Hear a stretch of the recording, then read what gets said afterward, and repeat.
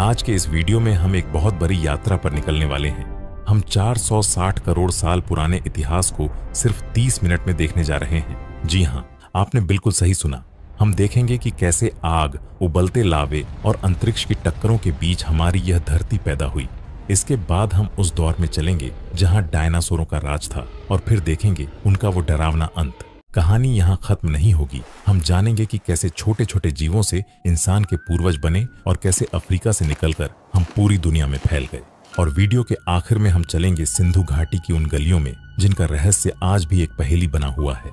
अगर आपको ऐसी रिसर्च वाली डॉक्यूमेंट्रीज देखना पसंद है तो हमारे चैनल को सब्सक्राइब जरूर करें, क्योंकि ऐसी वीडियो बनाने में हमें बहुत मेहनत और वक्त लगता है। अब जरा सोचिए 150 करोड़ साल पहले की उस धरती के बारे में जहां चारों तरफ सन्नाटा था, न कोई पैर, न जानवर और न ही कोई इंसान। आज की सुंदर धरती तब एक जलते हुए गोले जैसी थी। हर जगह ज्वालामुखी फट रहे थे, लाल लावा नदियों की तरह बह रहा था और आसमान में सिर्फ धुआं और राख थी। बारिश का तो नामो निशान नहीं था, बस आग और तूफानों का रात था। फिर लाखों सालों तक एक ऐसी बारिश हुई जिसने इस तपती हुई जमीन को ठंडा किया। इतनी बारिश हुई कि बड़े बड़े महासागर बन गए। लेकिन तब भी यहाँ सांस लेना मुमकिन नहीं था, क्योंकि हवा में सिर्फ जहरीली गैसें थीं। ऑक्सीजन बिल्कुल नहीं थी। लेकिन तभी इन्हीं समंदरों की गहराई में एक करिश्मा हुआ।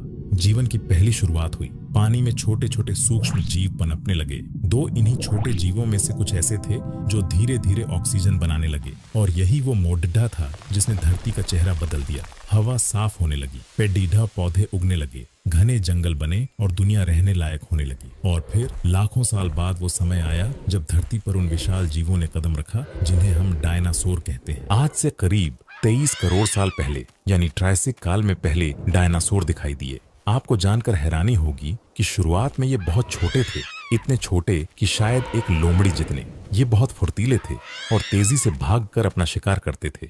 लेकिन प्रकृति ने धीरे धीरे अपना खेल दिखाया। लाखों सालों के सफर में डायनासोरों का आकार, उनकी ताकत और उनकी बनावट बदलने लगी।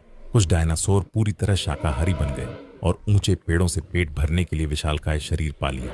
वहीं कुछ ऐसे खतरनाक शिकारी बने जिनके पास नुकीले पंजे और आरी जैसे तेज दांत थे। जैसे जैसे समय बीता, डायनासोरों का साम्राज्य पूरी धरती पर फैल गया। घने जंगलों से लेकर ऊंचे पहाड़ों तक हर तरफ बस इन्हीं का राज था। उन्हें फलने फूलने के लिए जो कुछ भी चाहिए था, भरपूर भोजन, खुली जगह और ताकत, कुदरत ने उन्हें सब कुछ दिया। लेकिन दोस्तों, कहानी में अब एक बहुत बड़ा मोड़ आने वाला था। धीरे धीरे डायनासोर धरती के बेताज बादशाह बन गए, ठीक वैसे ही जैसे आज इंसान है। पर याद रखिए, यह तो बस ट्रेलर था, क्योंकि आगे आने वाले समय में इन जीवों का आकार इतना बड़ा और इनकी दुनिया इतनी रहस्यमयी होने वाली थी जिसकी किसी ने कल्पना भी नहीं की थी।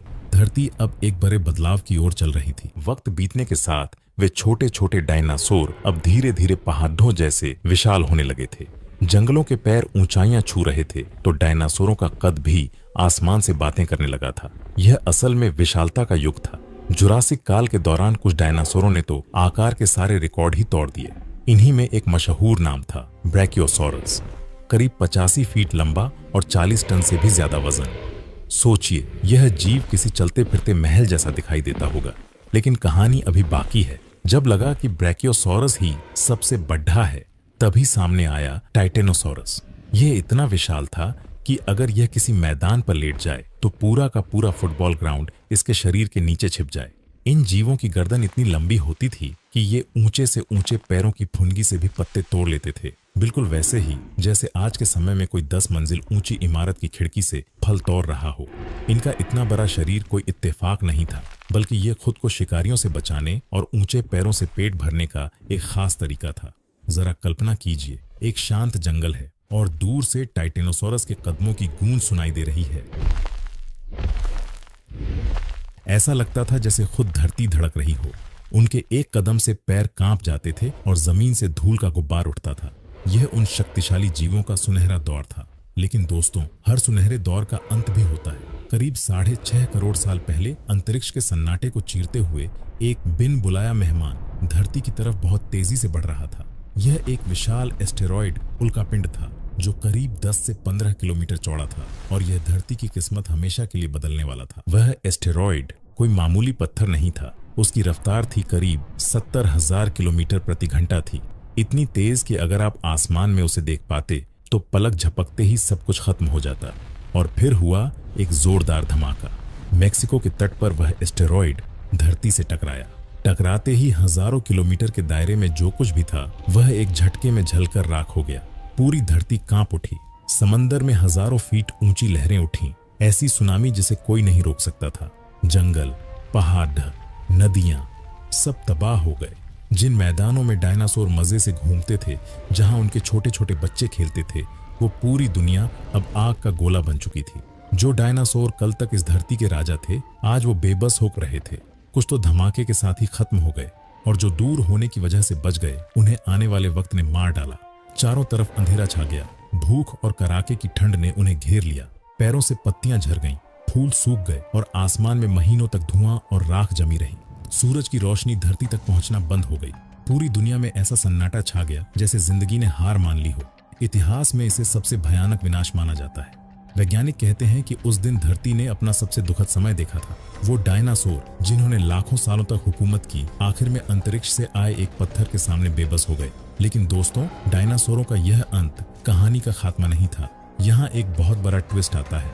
जब महीनों बाद वो राख और अंधेरा छटा तो धरती ने एक बार फिर चैन की सांस ली। अब दुनिया पूरी तरह बदल चुकी थी। चारों तरफ शांति थी, ठंड थी, और सबसे बड़ी बात, अब वो विशाल और खतरनाक शिकारी गायब हो चुके थे। कुदरत का मंच अब खाली था और एक नया दौर शुरू होने वाला था। और दोस्तों, यहीं से शुरुआत हुई स्तनधारियों के युग की। डायनासोरों के डर से जो छोटे छोटे चूहे जैसे जीव अब तक छिपे रहते थे, अब वे बाहर आने लगे। धीरे धीरे मौसम सुधरा, ठंड कम हुई और धरती एक बार फिर हरियाली से भर गई। इस बदलते माहौल ने इन नए जीवों को फलने फूलने का मौका दिया। कोई पैरों पर रहने लगा तो कोई जमीन पर रफ्तार भरने लगा। भोजन की तलाश में इनका शरीर और दिमाग दोनों बड़े होने लगे। इसी दौरान अफ्रीका के घने जंगलों में प्राइमेट्स नजर आए। ये वही जीव थे जो आगे चलकर बंदर, गोरिल्ला और हम इंसानों के पूर्वज बने। आज से करीब 2.5 करोड़ साल पहले अफ्रीका का भूगोल बदलने लगा। पहाड़ ऊंचे होने लगे और मौसम में ठंडक बढ़ गई। इसका नतीजा यह हुआ कि घने जंगल कम होने लगे और दूर दूर तक फैले घास के मैदान बनने लगे। अब जो जीव पैरों पर रहते थे उन्हें खाने की तलाश में नीचे उतरना पड़ा, और यहीं से शुरू हुआ एक क्रांतिकारी बदलाव। सीधे खड़े होकर 2 पैरों पर चलना, इसे ही बायपेडल चाल कहते हैं, जो इंसान बनने की दिशा में हमारा पहला कदम था। फिर समय बीता और करीब 3 लाख साल पहले पूर्वी अफ्रीका की धरती पर एक अनोखी प्रजाति का जन्म हुआ, होमो सेपियंस, यानी हम इंसान।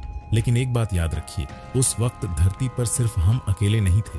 हमारे जैसे दिखने वाली और भी प्रजातियां थीं, जैसे होमो इरेक्टस जो सीधे खड़े हो सकते थे, या होमो हैबिलिस जो पत्थर के औजार बनाना सीख रहे थे। मगर इन सब में होमो सेपियंस सबसे खास थे। क्यों? क्योंकि उनका दिमाग, हमारा मस्तिष्क बाकी प्रजातियों से बहुत बड़ा और तेज था। हम सिर्फ देख नहीं सकते थे, बल्कि कल्पना कर सकते थे, सोच सकते थे और योजना बना सकते थे। हमारे शरीर शिकार के लिए एकदम फिट थे। तेज दौड़ना, गर्मी बर्दाश्त करना और हाथों से मजबूत पकड़ बनाना। हमारी आंखें इतनी तेज थीं कि हम झाड़ियों में छिपे खतरे को पल भर में पहचान लेते थे। यहीं से इंसान ने प्रकृति के साथ अपना वो खेल शुरू किया जो उसे पूरी दुनिया का मालिक बनाने वाला था। उन शुरुआती दिनों में होमो सेपियंस का कोई ठिकाना नहीं था। वे घने जंगलों में रहते और रात गुजारने के लिए गुफाओं का सहारा लेते थे। उनका कोई पक्का घर नहीं था, बस दिन भर खाने की तलाश करना और रात को आग के पास बैठकर जंगली जानवरों और ठंड से खुद को बचाना, यही उनकी जिंदगी थी। वे अकेले नहीं रहते थे, बल्कि 10-20 लोगों के छोटे छोटे झुंडों में रहते थे। ये झुंड एक परिवार की तरह होते थे, जो साथ में चलते, साथ में खाते और दुश्मनों से साथ मिलकर लड़ते थे। झुंड के हर सदस्य का काम बंटा हुआ था। कोई शिकार की ताक में रहता, कोई खाने लायक फल और जड्ढे इकट्ठा करता, तो कोई बच्चों की देखभाल करता। जरा सोचिए, उस वक्त न कोई भाषा थी, न कोई धर्म और न ही कोई कानून, न कोई राजा था और न ही कोई भगवान। बस 3 चीजें थीं: भूख, मौत का डर और हर हाल में जिंदा रहने की जिद। इसी जिद ने उन्हें नए रास्ते दिखाए। उन्होंने पत्थरों को घिसकर हथियार बनाना सीखा, लकड़ियों से नुकीले भाले तैयार किए और बड्ढे जानवरों को मात देने की तरकीबें सोची। यह एक ऐसी यात्रा की शुरुआत थी जो उन्हें अफ्रीका से बाहर निकालकर पूरी दुनिया का मालिक बनाने वाली थी। उस समय इंसान पूरी तरह शिकारी था। पेट भरने के सिर्फ 2 ही रास्ते थे, या तो शिकार करो या फिर जंगल से कुछ खाने लायक ढूंढ कर लाओ। सूरज निकलते ही बस एक ही फिक्र होती कि आज खाने में क्या मिलेगा। कोई ग्रुप हिरणों के पीछे दौड़ता तो कोई झाड़ियों में कंदमूल और जंगली फलों की तलाश करता। शिकार करना कोई खेल नहीं था, जंगली जानवर बहुत फुर्तीले और खतरनाक होते थे। ऊपर से घना जंगल और हर कदम पर जान जाने का खतरा। कई बार तो ऐसा होता कि 3-3 दिनों तक कुछ हाथ नहीं लगता और प्यास बुझाकर ही गुजारा करना पड़ता। महिलाएं और बच्चे अक्सर जरें और फल बटोरते थे, जबकि पुरुष पत्थर के औजारों और फंदों की मदद से शिकार करने की कोशिश करते थे। जंगल का एक कड़ा नियम था, अकेला इंसान यानी मौत। ये लोग अच्छी तरह जानते थे कि अगर जिंदा रहना है तो साथ रहना ही होगा। उनके लिए भोजन जुटाना सिर्फ पेट भरना नहीं था, बल्कि हर दिन मौत को मात देने जैसा था। इसी मुश्किल जीवन ने उन्हें बहुत कुछ सिखाया। उन्होंने गौर से देखना, ध्यान से सुनना और बारीकियों को समझना शुरू किया। उन्हें पता चल गया कि कौन सा जानवर किस रास्ते से आता है, किस जहरीले पौधे को हाथ नहीं लगाना है और कौन सी गुफा सुरक्षित है। भले ही यह जिंदगी खतरनाक थी, लेकिन इसमें एक सुकून भी था। जब दिन भर की भाग दौड़ के बाद रात होती तो सब आग के चारों ओर इकट्ठा होते। कोई खाना तैयार करता तो कोई बुजुर्ग बच्चों को पुरानी बातें बताता, कोई तारों भरा आसमान देखकर आने वाले मौसम का अंदाजा लगाता। धीरे धीरे ये शिकारी सिर्फ जानवरों का पीछा नहीं कर रहे थे, बल्कि वे अनुभवों और ज्ञान को बटोर रहे थे। जंगल अब उनके लिए सिर्फ एक डरावनी जगह नहीं, बल्कि एक स्कूल बन चुका था। हर ऊंचा पैर, हर छोटा पत्थर और हर जानवर उन्हें कुछ न कुछ नया सिखा रहा था। यही वो समझ थी जो उन्हें एक दिन दुनिया का सबसे बुद्धिमान जीव बनाने वाली थी। फिर आया वो समय जिसे वैज्ञानिक कॉग्निटिव रिवॉल्यूशन कहते हैं, यानी सोचने की शक्ति का एक बड़ा धमाका। अब इंसान का दिमाग सिर्फ वही नहीं देखता था जो सामने है, बल्कि वह उन चीजों के बारे में भी सोच सकता था जो मौजूद ही नहीं थी। वह आने वाले कल की योजना बना सकता था, कल्पनाएं कर सकता था और सबसे बड़ी बात, वह अपनी बात दूसरों तक पहुंचा सकता था। यहीं से भाषा का जन्म हुआ। अब इंसान सिर्फ डर के मारे चिल्लाता नहीं था, बल्कि वह इशारों और शब्दों में पूरी बात समझा सकता था। भाषा के आने से सब कुछ बदल गया। अब अगर किसी ने झाड़ी में शेर को देखा तो वह सिर्फ शोर नहीं मचाता था, बल्कि साफ साफ बता सकता था, सावधान, उस झाड़ी के पीछे एक बड़ा शेर छिपा है, अभी उधर मत जाना। लेकिन यह भाषा सिर्फ खतरों के लिए नहीं थी, बल्कि यह दिल की बात कहने का जरिया बन गई। डर, मोहब्बत, गुस्सा और अपने सपने, इंसान अब इन सबको शब्दों में पिरोने लगा था। यहीं से एक और कमाल की शुरुआत हुई, कहानियों की। इंसान अब सिर्फ सच नहीं, बल्कि कल्पनाएं भी करने लगा। चांद पर कोई जादुई शक्ति रहती है, हमारे पूर्वजों की आत्मा आग में बसी है, या पैर काटोगे तो इंद्रदेव नाराज हो जाएंगे। सुनने में ये शायद काल्पनिक लगे, लेकिन यही वो कहानियां थीं जिन्होंने हजारों अनजान लोगों को एक साथ जोड़ दिया। बाकी जानवर कभी 50 से 60 से बड़ा ग्रुप नहीं बना पाए, क्योंकि वे एक दूसरे को जानते नहीं थे। पर हम इंसानों ने कमाल कर दिया। हमने एक कहानी पर भरोसा किया और हजारों लाखों लोग एक साथ जुड़ गए। ठीक वैसे ही जैसे आज हम एक झंडे के सम्मान में खड़े होते हैं या एक भगवान की इबादत करते हैं। यह सब उसी सोचने की क्रांति का नतीजा था। इसी दौरान इंसान के अंदर का कलाकार भी जागा। गुफाओं की अंधेरी दीवारों पर पहली बार चित्र बने, कहीं शिकार के मंजर तो कहीं रहस्यमयी आकृतियां। शायद ये उनके डर थे, उनके सपने थे, या फिर ईश्वर में उनकी पहली आस्था। पर एक बात तो साफ थी, अब इंसान सिर्फ पेट भरने वाला जीव नहीं रहा था। वह सोच रहा था, यादें बना रहा था और दुनिया को समझ रहा था। जब हमने भाषा के दम पर एक दूसरे का हाथ थाम लिया तो इतिहास की रफ्तार बदल गई। यह कोई मामूली बदलाव नहीं था दोस्तों। यहीं से हमने जानवरों की दुनिया को पीछे छोड़ दिया। अब इंसान उस सफर पर निकल चुका था जहां वह खुद अपना भाग्य लिखेगा, जहां वह राजा बनेगा और देवताओं को पूजेगा। अब इंसान सिर्फ अपना नहीं, बल्कि पूरी पृथ्वी का भाग्य लिखने वाला था। जब उसने आगे कदम बढ़ाया तो वो सिर्फ नई जमीन नहीं खोज रहा था, बल्कि अपना भविष्य गढ़ रहा था। करीब 600 से 700 साल पहले। यहाँ आप लाखों साल या हजारों साल के संदर्भ में बदलाव कर सकते हैं। होमोसेपियंस ने पूर्वी अफ्रीका को छोड़ कर बाहर की दुनिया देखने का फैसला किया।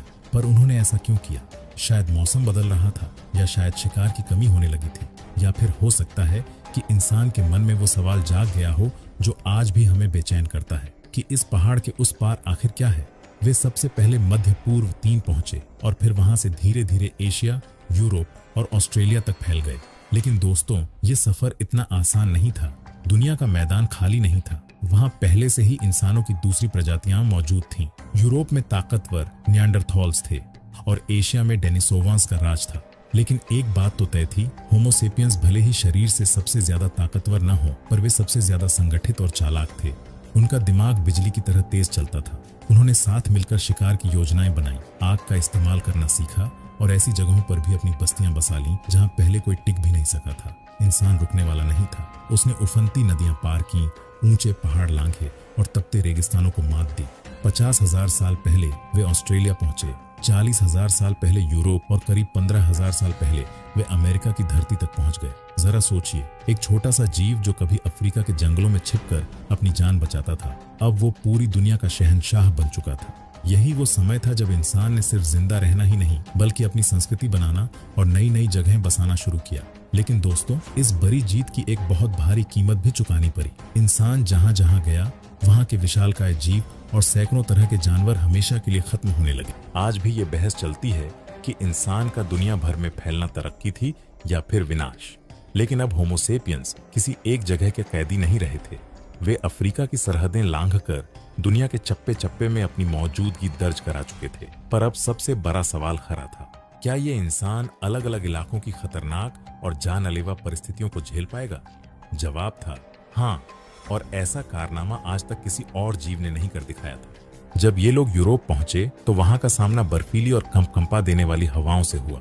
तापमान -20 डिग्री तक गिर जाता था और रातें खत्म होने का नाम नहीं लेती थीं।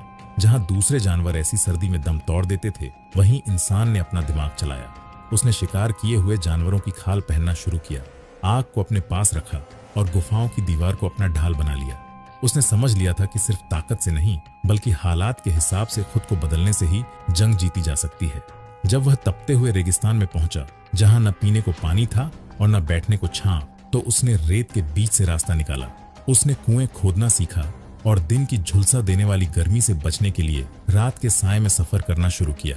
पहाड़ों की चोटियों से लेकर अमेज़न के जंगलों तक इंसान ने हर जगह अपना निशान छोड़ा। सबसे कमाल की बात तो ये है कि ये सब उसने बिना किसी जीपीएस, बिना नक्शे, बिना बिजली और बिना किसी आधुनिक दवा के कर दिखाया। ये थी इंसान की असली सुपर पावर, हर मुश्किल में खुद को ढाल लेना और हार न मानना। उसने अपना खाना बदला, रहने का तरीका बदला, लेकिन कभी ये नहीं कहा कि मुझसे नहीं होगा। और भाई, यही वजह है कि आज अगर आप किसी को बर्फीले आर्कटिक में देखते हैं और किसी को अफ्रीका के तपते रेगिस्तान में, तो इसमें हैरान होने वाली बात नहीं है।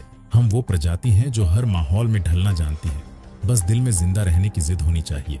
जब हमने कहानी शुरू की थी, तब हमने देखा कि होमो सेपियंस अफ्रीका में पैदा हुए और फिर पूरी दुनिया में फैल गए। लेकिन जरा सोचिए, जब ये लोग अफ्रीका से बाहर निकले तो क्या इस पूरी धरती पर ये अकेले थे? बिल्कुल नहीं। रास्ते में इन्हें कई ऐसी प्रजातियां मिली जो बिल्कुल इंसानों जैसी दिखती थीं, लेकिन वो हमसे थोड़ी अलग थीं। इनमें सबसे मशहूर नाम थे निएंडरथॉल्स और डेनिसोवंस।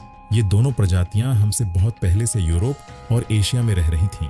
लंबे समय तक लोग यही मानते रहे कि जब होमो सेपियंस वहां पहुंचे तो उनके बीच खूनी जंग हुई होगी और हमने उन्हें खत्म कर दिया होगा। लेकिन भाई, अब जो नई रिसर्च सामने आई है वो आपके होश उड़ा देगी। हजारों साल पुरानी हड्डियों और दांतों की जांच करने पर वैज्ञानिकों को उनके डीएनए से कुछ ऐसा पता चला जिसकी किसी ने उम्मीद नहीं की थी। ये कहानी सिर्फ लड़ाई की नहीं थी, बल्कि यह कहानी थी मेल मिलाप और रिश्तों की। डीएनए टेस्ट से यह साफ हो गया है कि आज के इंसान यानी आप और हम पूरी तरह से शुद्ध होमो सेपियंस नहीं है। हमारे शरीर में आज भी निएंडरथॉल और डेनिसोवन के अंश मौजूद हैं। यानी जब हमारे पूर्वज उनसे मिले तो वे सिर्फ लड़े नहीं बल्कि साथ रहे और परिवार बनाए। आज भी यूरोप और एशिया के लोगों के शरीर में 1 से 4% तक निएंडरथॉल डीएनए पाया जाता है। साथ ही दक्षिण एशिया और ऑस्ट्रेलिया के आदिवासी समुदायों में डेनिसोवन डीएनए के निशान भी मिले हैं। अब यहाँ एक बड़ा सवाल उठता है, अगर हम उनके साथ रहे, उनके साथ जिए, तो फिर वो गायब कैसे हो गए? कुछ जानकार मानते हैं कि होमो सेपियंस ज्यादा एकजुट थे, इसलिए उन्होंने उन्हें हरा दिया। कुछ का कहना है कि हमारी तादाद बहुत ज्यादा थी, लेकिन कई वैज्ञानिक एक बहुत ही दिलचस्प बात कहते हैं। वो कहते हैं कि हमने उन्हें धीरे धीरे खुद में ही मिला लिया, यानी वे पूरी तरह मिटे नहीं बल्कि हमारे ही खून में समा गए। तो दोस्तों, अब तक आपने देखा कि कैसे इंसान अफ्रीका से निकलकर पूरी दुनिया में अपना घर बसा चुका था, लेकिन अब कहानी में आने वाला था एक ऐसा खतरनाक मोद्दा जिसने इंसान की हिम्मत का असली इम्तिहान लिया। आज से करीब 20,000 साल पहले धरती का रूप अचानक डरावना हो गया। तापमान इतनी तेजी से गिरा कि समंदर का पानी बर्फ बनने लगा और पूरी दुनिया पर एक सफेद चादर बिछ गई। इसे हम अंतिम हिम युग कहते हैं। पर यह सब अचानक नहीं हुआ। अंतरिक्ष में पृथ्वी की चाल बदली, सूरज की गर्मी कम हुई और ज्वालामुखियों की राख ने आसमान को ऐसे ढका कि सूरज की रोशनी धरती तक पहुंचनी बंद हो गई। देखते ही देखते यूरोप, एशिया और अमेरिका के बड़े हिस्से बर्फ के पहाड़ बन गए। समंदर का लेवल 120 मीटर नीचे चला गया, जिससे जमीन के वो हिस्से बाहर आ गए जो आज पानी में डूबे हुए हैं। अब जरा कल्पना कीजिए, ऐसी कड़ाके की ठंड और चारों तरफ बिछी बर्फ के बीच वो इंसान कैसे जिंदा रहा होगा जिसके पास न तो हीटर था और न ही आज की तरह पक्के घर। 10 से 15 लोगों के छोटे छोटे समूह थे और दिल में जिंदा रहने की एक गहरी जिद। इंसान गुफाओं के अंदर दुबक कर रहता था, दिन भर जंगली जानवरों का शिकार करता और जरफल खोजता। उसके लिए हर नई सुबह देखना किसी जंग जीतने जैसा था। लेकिन भाई, इसी मुश्किल दौर ने इंसान को बहुत कुछ सिखाया। उसने कुदरत के इशारों को पढ़ना सीखा और धैर्य रखना सीखा। हजारों साल तक बर्फ की इस कैद में रहने के बाद आखिरकार धरती ने करवट बदली। आज से लगभग 11,000 साल पहले सूरज की किरणें थोड़ी तेज होने लगीं। अंतरिक्ष में पृथ्वी की चाल में कुछ ऐसे बदलाव हुए कि हवाओं का रुख बदल गया और फिर वो हुआ जिसका इंतजार सदियों से था। वो बर्फ जो हजारों सालों से पत्थर बनकर जमी थी, धीरे धीरे पिघलने लगी। पहाड़ों की जो चोटियां पहले सफेद चादर से ढकी थीं, अब उनके नीचे की भूरी मिट्टी दिखने लगी। ग्लेशियरों के पिघलने से नदियां और झीलें बनी, जिससे चारों तरफ जीवन के नए रास्ते खुल गए। इंसान जो अब तक शिकार के पीछे पागलों की तरह यहाँ वहां दौड़ता रहता था, अब पहली बार एक जगह रुककर सोचने लगा, क्या मैं हमेशा के लिए यहाँ ठहर सकता हूँ? अब उसके सामने लहलहाती घास थी, साफ पानी था और एक ऐसा मौसम था जो अब जानलेवा नहीं रहा। जानवर भी अब फिक्स रास्तों पर घूमते थे और पेड़ पौधे सही समय पर फल देने लगे थे। यहीं से एक ऐसी क्रांति की शुरुआत हुई जिसका नाम तब तो कोई नहीं जानता था, लेकिन आज हम उसे सभ्यता की नींव कहते हैं। इंसान को समझ आ गया कि अब उसे बर्फ की तरह यहाँ वहां बहने की जरूरत नहीं। वह अब अपना एक ठिकाना बना सकता है, बीज बो सकता है और जानवरों को अपना दोस्त बना सकता है। इंसान ने अपनी जिंदगी में पहली बार एक शब्द का मतलब गहराई से समझा, घर। जब खेतों में अनाज लहलहाने लगा और घरों के बाहर जानवर पाले जाने लगे, तो इंसान की जिंदगी एकदम बदल गई। अब उसे सुबह से शाम तक बस खाने के पीछे भागने की जरूरत नहीं थी। अब उसके पास खाली वक्त था। और भाई, जब इंसान के पास खाली वक्त होता है, तभी वह कुछ नया आविष्कार करता है। अब कुछ लोग खेती करते तो कुछ लोग शिकार पर जाते, लेकिन कुछ लोगों ने अपना दिमाग कारीगरी में लगाया। किसी ने गीली मिट्टी से बर्तन बनाए, किसी ने लकड़ी को तराश कर मजबूत हथियार तैयार किए, तो किसी ने सुंदर पत्थरों को चमकाकर गहने बना लिए। लेकिन असली धमाका तो तब हुआ जब एक दिन आग के ढेर में एक खास किस्म की चट्टान पिघली और उसमें से एक नई चीज बाहर आई, तांबा। ये धातु कमाल की थी, इसे कोई भी आकार दिया जा सकता था और ये पत्थर से कहीं ज्यादा मजबूत और टिकाऊ थी।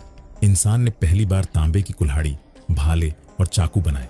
यहीं से पत्थर का युग धीरे धीरे खत्म होने लगा।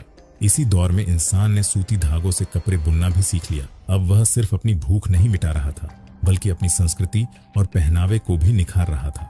अब उसकी बस्तियां सिर्फ घास फूस की झोपड़ियां नहीं थीं, बल्कि एक संगठित समाज बन रही थी। काम का बंटवारा हो गया, कोई किसान बना, कोई लोहार तो कोई व्यापारी। जैसे जैसे इंसान आगे बढ़ा, उसे एक बात समझ आ गई कि पानी ही असली सोना है। उसे पता चल गया कि नदियों के पास की जमीन सबसे ज्यादा उपजाऊ है और वहीं रहकर सबसे अच्छी फसलें उगाई जा सकती हैं। इसी सोच के साथ इंसान ने नदियों के किनारे अपनी पहली बड़ी बस्तियां बसाईं। और दोस्तों, यहीं से जन्म हुआ इतिहास की उन महान नदी घाटी सभ्यताओं का, जिनका नाम आज भी गर्व से लिया जाता है। इंसान अब समझ चुका था कि असली तरक्की नदियों के किनारे ही होगी और यहीं से शुरू हुआ महान सभ्यताओं का दौर। सबसे पहले बात करते हैं मेसोपोटामिया की। आज का जो इराक है, वहां दो बड़ी नदियां बहती थीं, दजला और फुरात। इनके बीच की उपजाऊ जमीन पर दुनिया के पहले शहर बसे, जैसे उर और बेबीलोन। यहाँ के लोग मिट्टी की ईंटों से शानदार घर और ऊंचे ऊंचे मंदिर बनाते थे, जिन्हें जिगुरत कहा जाता था। कमाल की बात तो ये है कि इन्होंने ही सबसे पहले लिखना शुरू किया। इन्होंने व्यापार का हिसाब रखने और अपने देवताओं की कहानियां लिखने के लिए एक खास लिपि बनाई। यहाँ तक कि दुनिया का पहला लिखित कानून भी इसी धरती पर तैयार हुआ। अब चलते हैं दूसरी महान सभ्यता की ओर, सिंधु घाटी सभ्यता। मेसोपोटामिया से हजारों किलोमीटर दूर हमारे भारत और पाकिस्तान के इलाकों में सिंधु नदी के किनारे एक ऐसी दुनिया बसी जो आज भी वैज्ञानिकों को हैरान कर देती है। यहाँ के लोग कमाल के इंजीनियर थे। हड़प्पा और मोहनजोदड़ो जैसे शहरों को देखिए, वहाँ सड़कें एकदम सीधी थीं, घरों में अपने कुएं और पक्के बाथरूम थे। सबसे हैरान करने वाली बात तो ये है कि उस जमाने में भी उनके पास जमीन के नीचे नालियों का सिस्टम था। लेकिन एक बात और है जो बहुत अजीब है, इतने बड़े शहरों में हमें न तो किसी राजा के सबूत मिले, न ही कोई बड़ा हथियार या युद्ध की निशानी। ऐसा लगता है जैसे ये लोग बहुत ही शांत थे और बस अपने व्यापार और कला में मस्त रहते थे। धीरे धीरे ये दोनों दूर दराज की सभ्यताएं आपस में जुड़ने लगी। सिंधु घाटी की मोहरें मेसोपोटामिया में मिलने लगी, जिसका मतलब था कि इंसान अब मीलों लंबा सफर तय करके व्यापार करना सीख गया था। इंसान अब सिर्फ जी नहीं रहा था, बल्कि वह अपने विचार और अपनी संस्कृति को पूरी दुनिया में फैला रहा था। इंसान अब सिर्फ अपनी जान बचाने वाला जीव नहीं रहा था, बल्कि वह खुद इतिहास लिख रहा था। जैसे जैसे छोटे छोटे गांव बड़े शहरों में बदलने लगे, काम बढ़ने लगा और भीड़ बढ़ने लगी। अब लोगों को महसूस हुआ कि उन्हें एक लीडर की जरूरत है, कोई ऐसा जो फैसला कर सके कि कौन खेती करेगा, कौन व्यापार संभालेगा और कौन दुश्मनों से रक्षा करेगा। यहीं से समाज में ऊंच नीच और वर्गों की शुरुआत हुई। अब सब बराबर नहीं रहे, बल्कि काम के हिसाब से सबकी अपनी जगह तय हो गई। अन्न उगाने वाले किसान बने, औजार बनाने वाले शिल्पकार और सामान को दूर दूर तक ले जाने वाले व्यापारी। सुरक्षा के लिए सैनिक बने और इन सबके ऊपर आए राजा और पुरोहित। राजा सिर्फ वो नहीं था जिसके पास ताकत थी, बल्कि उसे ईश्वर का भेजा हुआ दूत माना जाने लगा। उसका सिंहासन सिर्फ एक कुर्सी नहीं, बल्कि पूरी व्यवस्था की धुरी बन गया। मेसोपोटामिया में राजा खुद को भगवान का बेटा कहता था, तो मिस्र, इजिप्ट में तो राजा को ही भगवान मान लिया गया। सिंधु घाटी की बात थोड़ी अलग थी। वहां कोई एक राजा तो नहीं दिखा, पर उन शानदार शहरों को देखकर लगता है कि कोई ना कोई तो था जो इतने सख्त नियम और योजनाएं बनाता था। यहीं से टैक्स, कर, फौज, कानून और बड़े बड़े महलों का दौर शुरू हुआ। समाज अब एक ऐसा ढांचा बन चुका था जहां हर किसी का काम तय था। लेकिन याद रखिए, राजा सिर्फ तलवार के दम पर राज नहीं करता था, बल्कि आस्था और कहानियों के दम पर राज करता था। जब इंसान ने ईश्वर की कल्पना की, तो उसी के नाम पर उसने सत्ता और नियमों को भी स्वीकार कर लिया। तो दोस्तों, 460 करोड़ साल का यह सफर जलते हुए लावे से शुरू होकर आज के इस संगठित समाज तक पहुंच गया है। आज की हमारी यह वीडियो यहीं खत्म होती है। अगर आप इस सफर के आखिरी हिस्से तक मेरे साथ आए हैं, तो कमेंट में अपना नाम जरूर लिखें। जानकर बहुत अच्छा लगेगा कि इस अद्भुत यात्रा में हमारे साथ कौन कौन अंत तक जुड़ा रहा।